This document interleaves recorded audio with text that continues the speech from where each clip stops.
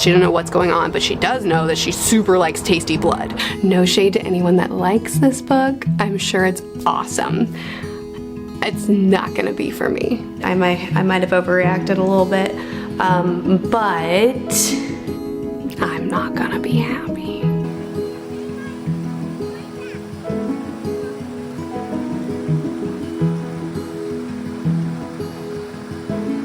Good morning.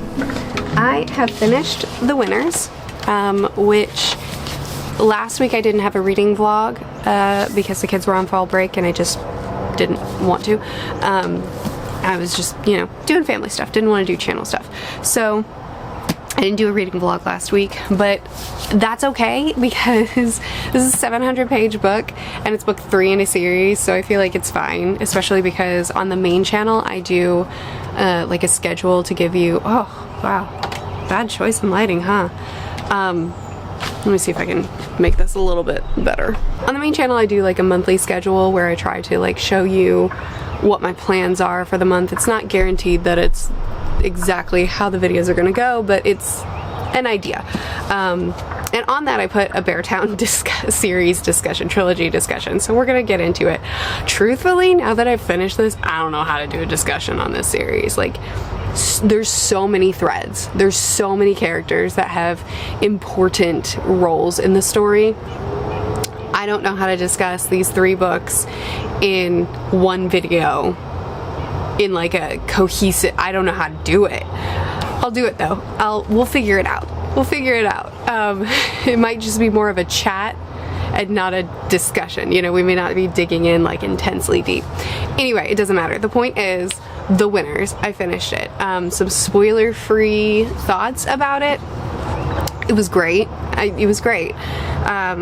It was a really good conclusion to the series, especially in the end, the way everything came together and seeing the resolution of all these different character arcs, seeing where everybody landed, the good, the bad, all of it was, I enjoyed it. Because I love this series so much, I enjoyed it. I would love to take a pair of scissors and just chop this up. It's 700 pages and I just don't think that it needed to be. I still really enjoyed this book. I enjoyed reading it. I never wanted to stop reading it. I read it in a week and it was really heavy. There were some chapters that were extremely difficult to read just because of the content. Which, if you don't know, this is book 3 in the Beartown trilogy, if I haven't already said that, by Frederick Bachman, my favorite author. So I really enjoyed reading this because I love this trilogy. I love Bachman. I love the way he writes. I'm very invested in these characters. But there were certain, I guess I'll put it this way. Beartown, I really don't have a complaint about it. I loved that book through and through. There's nothing that I could point to and say, fix that. Us Against You, book 2, I loved it. There's only one plot point that I wish Bachman had done a little bit differently. The Winners, I loved it, but there are multiple things that I could point to that I wish he had either just removed or cut down tremendously. Like, I just don't know that it needed to be 700 pages. But I did love it. I did love it, and I loved seeing where my characters ended up. I loved seeing how the story ended. I would say this, if you enjoyed Beartown, but you're not sure how you feel about continuing the series because of how heavy it is, because of the subject matter, because you enjoyed it but you don't need more from it, whatever your reason is, Beartown is great as a standalone. It's great as a standalone, and you can treat it that way, and you'll be totally fine. But if you're extremely invested in the characters and you just need to know where they end up, keep reading. It continues to be good. The series continues to be good. However, Beartown's still my favorite. Us Against You is still really far up there with Beartown. It's wonderful. And The Winners was still a great read. But if you don't know about continuing with the series, don't bother yourself over it because it's great all the way through, but I don't feel like it had to be a trilogy.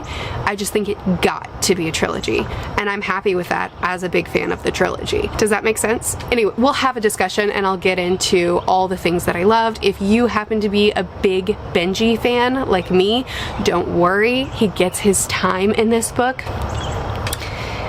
he gets his time in this book.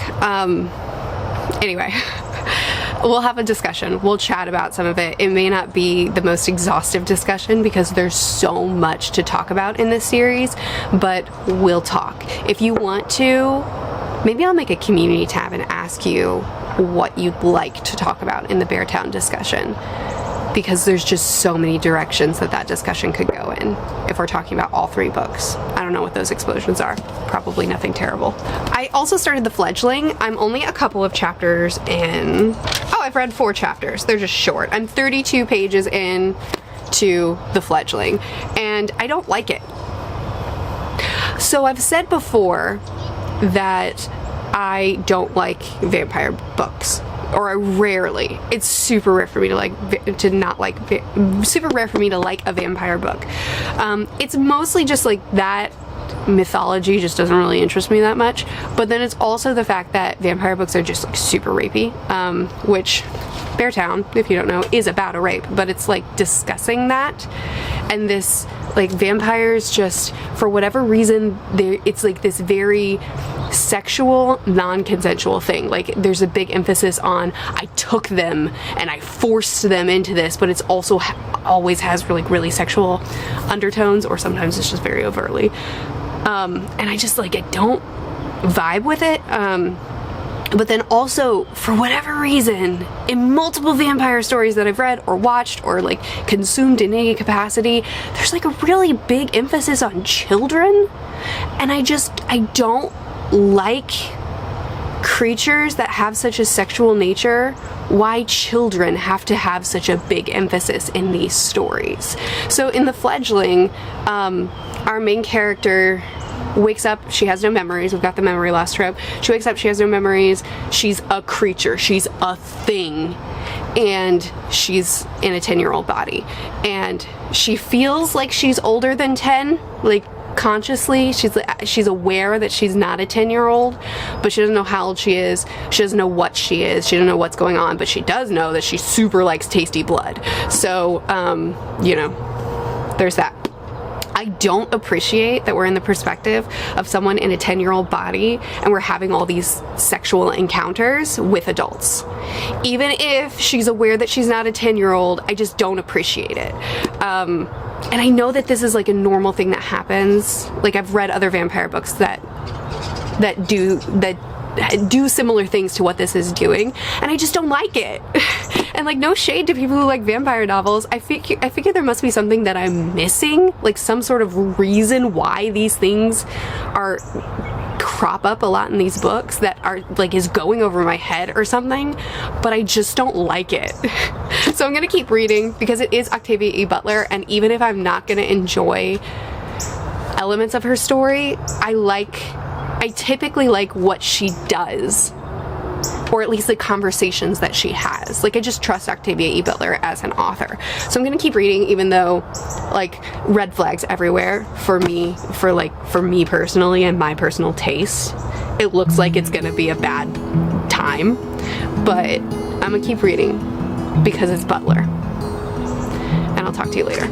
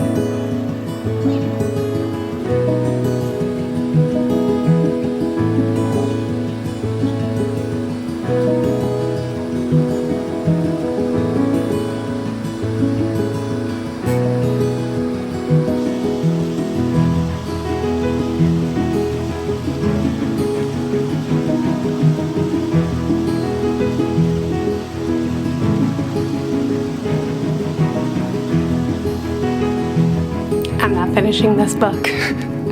I am now actually switched to the audiobook to try to motivate myself to read more. I think I'm about here. I'm not positive, but I think this is about where I am. And I quit.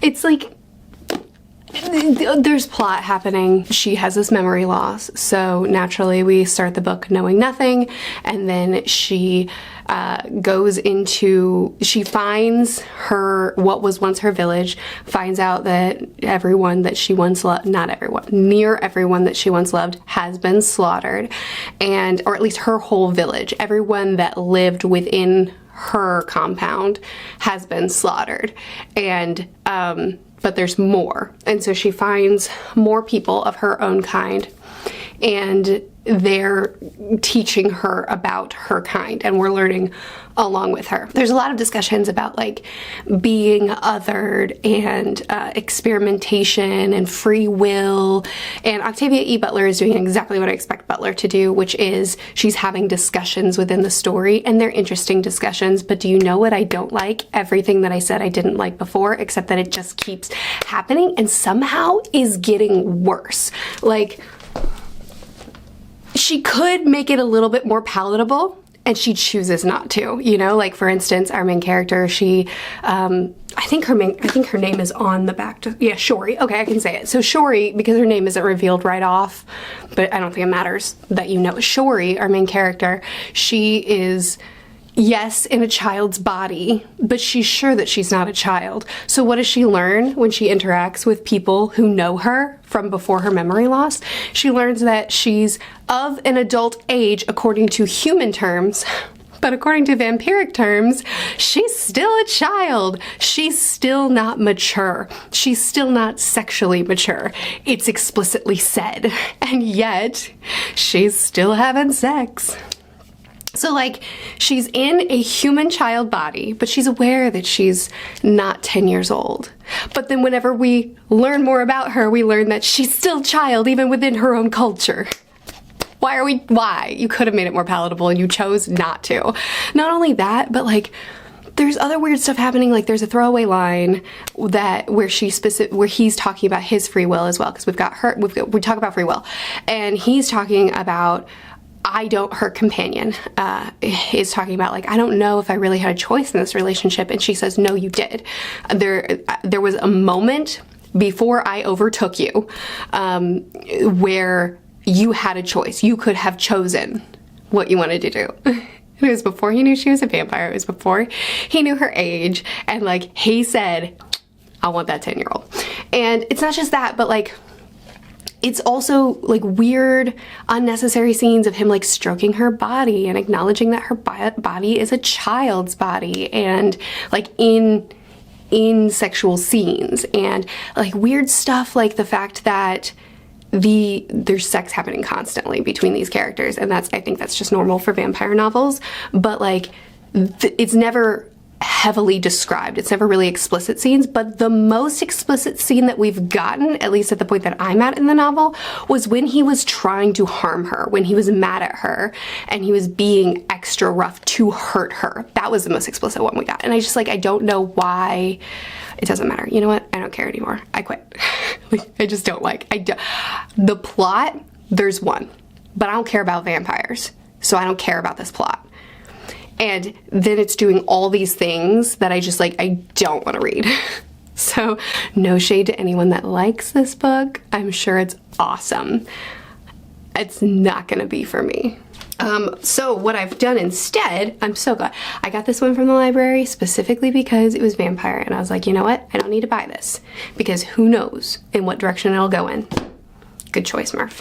Then I picked up Dead Silence, which I love. So I said in a recent video that I'm so stupid. Look at this nonsense, whatever.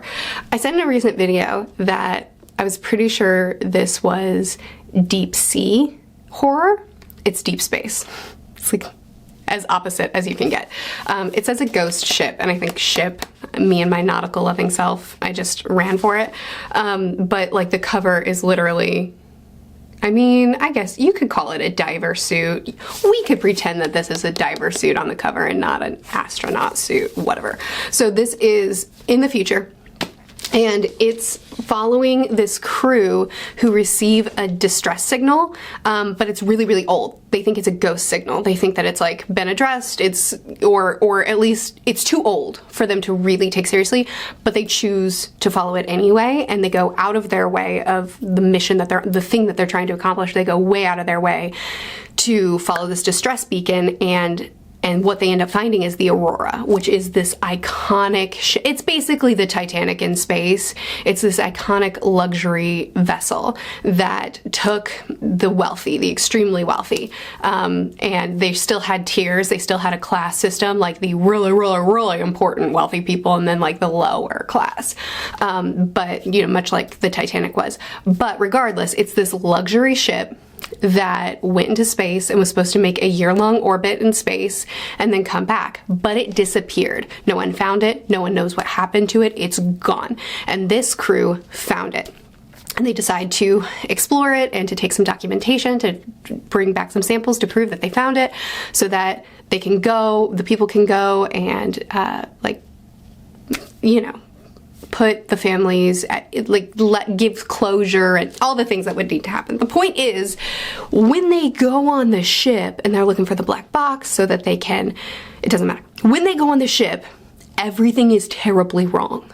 Like, the state of the ship and the state of the people is so disturbing. The condition that they find everyone in, it's clear that it's not as simple as like, we ran out of fuel, we ran out of supplies, there was an emergency that disallowed us from continuing our journey. Like, something very disturbing and intentional happened here to make them not return. And it turned violent. And these descriptions of the state that they're finding the people in the ship in, I think that the writing in this book is phenomenal. It's the way it's very slow. It's very slow reveals. It's like this very eerie, creepy, unsettling, like, we're going through the ship, we're going into the different rooms with the crew and slowly seeing what's going on with them. So it's not like this action-packed, thriller. It's a slow horror. And the writing, I love the way she's doing these slow reveals, because she'll describe a person and she'll describe, somebody that they found. She'll describe them like from the least important detail to the most important detail. So it's just a description that slowly builds to be more and more disturbing, which she could just describe the disturbing thing, but she describes each little detail as a slow reveal, which just adds to the tension, and I'm loving it. So I love it. It's very eerie. It's very uncomfortable. And this mystery of what happened to the Aurora, like every time we enter a new room, I'm loving it. And this wider mystery, I'm itching to learn more about. Excellent, excellent. My one fear with this book is that it's doing so much. I'm afraid that could potentially ruin it, because it's like, it's this crew that's on the Aurora that's discovering what happened to this ghost ship, which is awesome. But then also, really early on in the book, we find out that this is actually a past timeline, and it turns out that our main character, she's already made it back to Earth, but she's the lone survivor of this crew. Everybody else is gonna die, but we don't know how. And she doesn't either, because she's forgotten. Memory loss. Woo. I very rarely like this kind of storytelling, where it's like, there's a past timeline, there's a present timeline, and the thing that separates it is I forgot. And it's like, to me, it's just such an easy way to do this. And it's like, it's lazy. And it's like, I don't remember, but I'm gonna slowly remember as the story needs me to remember. Whatever. So she, doesn't remember. So we know that she's the only survivor, but we don't know why. So we've got the mystery of the ghost ship. We've got the mystery of how she returns back to Earth and how she forgot. We have the mystery of what happened to this crew. We also have the mystery of her past, like not the Aurora past, but even further past, when she was a child, because her parents were also on an expedition and that went south and everybody died, and she was a lone survivor on that expedition too. But we don't know what happened and like what we're slowly getting reveals of that past as well. But also, our main character is also, she sees visions, and she sees like visions of dead people, and it's been officially diagnosed as like this trauma-induced psychosis, these trauma-induced visions of what she went through when she was a child that causes this you know, these things to happen to her. But they're getting amped up while she's on the ghost ship, and she's now seeing people that she's never seen before, and it's getting more intense. So the implication is that like it's not just this trauma, it's not just this PTSD, there's something else at play here. Like, we're on a ghost ship, maybe there's something there. Also, there's writing on the wall in this ghost ship, and there's like, actually it's on the back, I see you, and like, help, leave me alone, I'm sorry. Like, this stuff is on the wall, written in blood on the ghost ship. I forgot to mention that when I was talking about the interesting things that are happening, which is the Aurora. So anyway, there's like 5 different mysteries happening all at once. The Aurora, how she returned and how she lost her memories, what happened to the main crew, what happened when she was a child, and what's going on with these visions. There's like 5 mysteries all happening at once in this book. And that's dumb, right? Like, we don't need that many mysteries. So my concern right now at 110 pages, it's fine that we have so many mysteries because the Aurora is the most important thing that's happening, but I'm concerned that this book is going to be one of those books that's just trying to do too many things, and because of that, none of those things get to be satisfying. I hope I'm wrong. My dad already read this and he gave it a 7 out of 10, and that's all he's told me. He hasn't told me what he liked and what he didn't like. I have no, but he and I are oftentimes on the same page, and the fact that he gave it a 7 out of 10 has me concerned that it's not going to be as satisfying as I want it to be, but I won't let that influence me. I won't let that influence me because I'm really enjoying this. I'm having a great time, especially with the Aurora. The main mystery that's happening right now is the Aurora, this ghost ship they're exploring. If that will continue to be the main mystery and the rest of it is just backdrop that just heightens the main mystery, I'm gonna love this book. But if those 5 mysteries compete for my attention, I'm not gonna be happy. I really love this. I'm really having a good time. I hope it stays that way.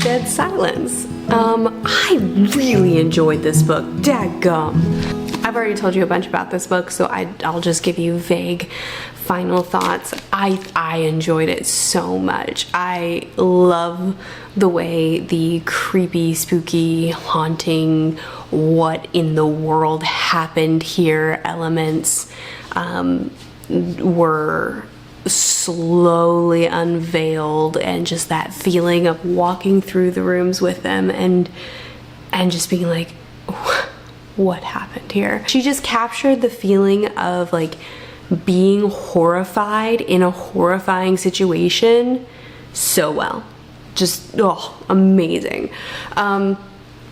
My fear about there being too many elements, I don't think was necessarily needed. I might have overreacted a little bit, but I still do wish she hadn't done what she did. I mean, it comes down to a preference thing, so I'm just telling you what I like out of my books, but I would have preferred to just explore the Aurora with the characters from the moment they got to the Aurora to when everything fell apart, and just be there with them moment by moment. I didn't need to also cut back to her being interviewed as the lone survivor who's forgotten everything. I didn't need that plot element. I didn't need all of that extra stuff to make the book more dynamic. I just wanted a frickin' ghost ship story. That's not to say that it wasn't necessary, because the ending couldn't have happened the way it happened without the elements that she incorporated, and it's her story, so she did what she wanted. But I didn't really like the ending that much, not because I thought it was unsatisfying, but rather it was just a lot. It was just like, it was very action heavy, and like a ton of things were happening all at once. It moved from this very slow moving haunting to like the slow moving haunting tale to like a thriller. And I didn't really like the tonal shift. I didn't need all the action. I didn't need such an explosive ending. And I think that's, I mean, like, talk to me about it, how you feel about this in the comments. But I find myself more drawn to classic horror than modern horror, even though I read both. But I'm more drawn to classic horror a lot of times, because classic hauntings are just hauntings. Like, it's just a haunting. People die at the end. People make it out alive. No one believes them. And like the ghosts live on or whatever. Like, it's a haunting. And then like modern ghost stories, oftentimes like everything has to be explained, everything has to have a reason, and it has to like have a big bombastic end instead of like a nearly unsatisfying end, because what kind of haunting would be satisfying, you know what I mean? And that just kind of fits what I like a little bit better, if that makes sense. What do you think? You can tell me what you think. I'm not the most experienced horror reader in the world, so maybe maybe I don't know what I'm talking about. So anyway, I was looking up genre for this because I realized I don't look up very much about a book before I go into it. I typically just like to experience the story. So I didn't know much about this. So I was looking up the genre, and it's published as a horror. It's published under the genres horror and sci-fi, which is interesting to me. I guess I understand because it is in space, it takes place in the future, there's tech available in this book that isn't available to us now, so I guess that's like technically a sci-fi, but like I would never classify this as a sci-fi because there's no technical jargon. The tech is like, it doesn't read like the kind of sci-fi I read. Even the main character, who's the leader of the crew, she'll have dialogue where like people are talking slightly techie, and then she'll be like, I don't understand that. You're gonna have to dumb it down. And then they'll explain it in the most basic way possible. Which, I mean, if that suits you, cool, but usually the sci-fi I read is by people who like super understand science and can talk science, and they do. And in this book, it's like science is kind of the backdrop, but it's not really I wouldn't put it in the genre. I would just say it's just a horror. I would say that the first 3/4 of the book is just a slow moving, disturbing horror. And then the last quarter of the book is like a horror thriller. So if that sounds like your vibe, you know, go with it. I still really enjoyed this. This is a solid read for me. It was like I'm gonna scream at you about this book. I will not shut up about it. I will talk about it forever, is how I was feeling about it for the first 3/4 of it. Then after the last quarter, it's like, I enjoyed this. I'm glad I read it. You should read it too if you feel like it. I didn't hate the ending. It was just more than I needed from an ending. And then I also read volumes 10, 11, and 12 of Full Metal Alchemist. I'm done with that now. This is going to be my stopping point. I've read it, so I've now read 6 volumes since my last review, and my last review was 6 volumes long, so I guess this is just the pattern I'm following at the moment. So I'm pausing here.